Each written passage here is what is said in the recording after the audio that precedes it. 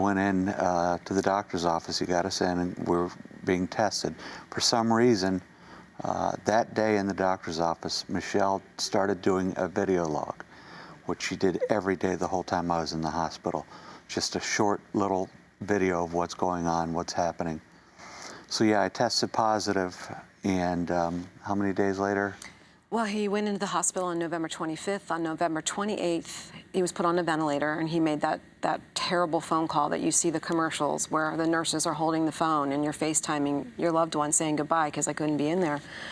And he said goodbye, and that was November 28th. And I didn't speak to him again until he called me sometime in January. And so he was in the hospital for 80 days, on a ventilator for 47. Wow. He had 5 chest tubes. He had 2 tracheostomies because the first one blew out. He had, Why did he have to have that?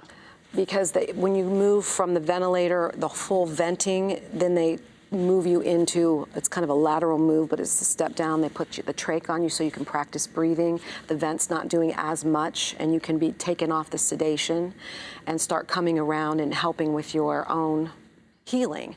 And so they took him off and put him on he had a tracheostomy, still on the vent. And so then 47 days later, he was completely taken off the ventilator.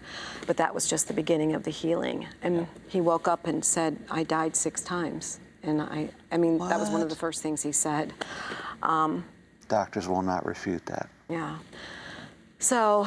Did you have an experience? No. When I was put on the ventilator, I called her and the kids. I said, I love you, goodbye, because I thought that was it. Prayed really hard and thought of going to see God.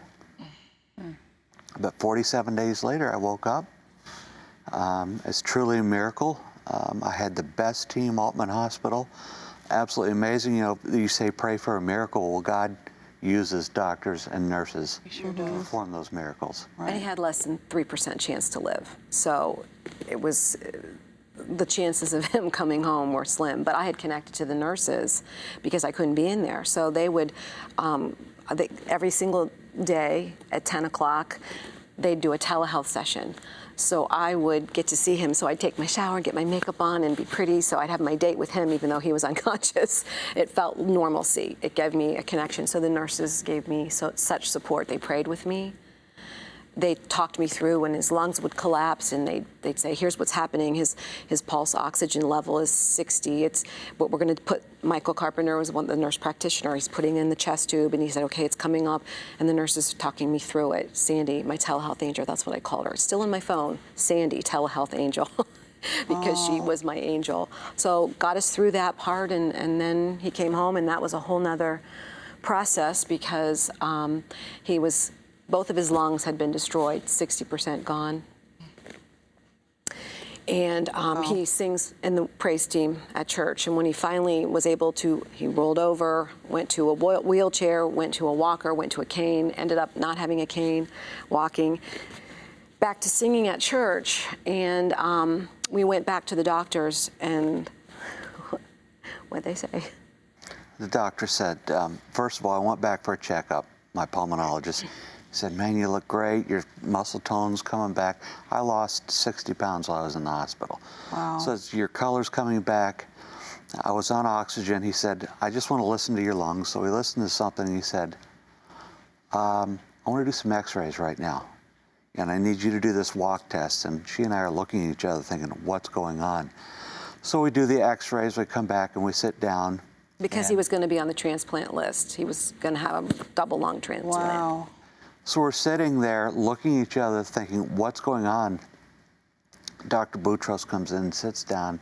He says, I have no words. We're like, okay. He said, I heard noise in your lungs. I had to do an x-ray. He said, lungs do not regenerate. Your lungs are coming back. He said, I have no words other to say it's a miracle. Wow. He said, I know you have faith. He said, it's your faith, it's the power of prayer. Amen. That's amazing. We go back to visit the hospital, usually once or twice a week to take food. We have to get back. I mean, God brought me back for a reason. I have no choice but to get back. So we were in there a few weeks ago. He gathers the nurses and doctors around. He's got my pictures of my lungs on his phone. He's saying, look at this. This is what it was in March. This is what it was. He says, I want to put it in the journals, but I'm going to think they think I'm lying. So it's my goodness. Truly, I'm a walking, breathing, talking miracle. And we are blessed. And God's good. you know, she's the one that went through the whole brunt. I mean, this is back where she couldn't come see me. She had to do everything from telephone, telehealth. Although she became really good friends with the doctors and nurses, they did sneak her into the hospital one day. They weren't supposed to. And again, I was in a coma. I didn't know, but I touched his face and held his hand, and he was swollen, and his blood pressure came down, and his heart rate dropped. And so, you know, when they say loved ones being in the room, you know, it's definitely a part of the healing process. And we prayed together, and it was so good to see him for that short time. But that was altogether, I think I saw him 3 times in 80 days in person. So. And then that just, you know, once he got home, we wanted to continue and be more organized in the way we were giving and sharing with frontline heroes, you know, the people that are in the trenches doing the hard stuff every day, all the time. So I jumped in the polar bear plunge to raise money, hoping I'd raise 100. And we ended up raising 3,200. Again, God was blessing us. And we were linked with the SEED program at Akron U, and they are attorneys in training, students, and they did this for us for free so we could get our 501c3 expedited and not costing $5,000, you know. So all of that just came into play. So that was February 12th when I jumped, and we got our 501c3, and we had our first fundraising event last night at the Jackson Amphitheater. A concert, raised all kinds of money, and it's been, you know, 4 months since we started. So that's kind of. You would have asked 2 years ago what our life would be doing right now. There's no way in a million years.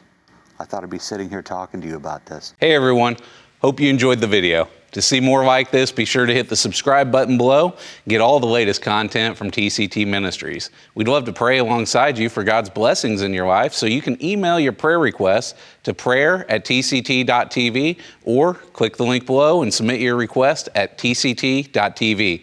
God bless you and thank you for watching.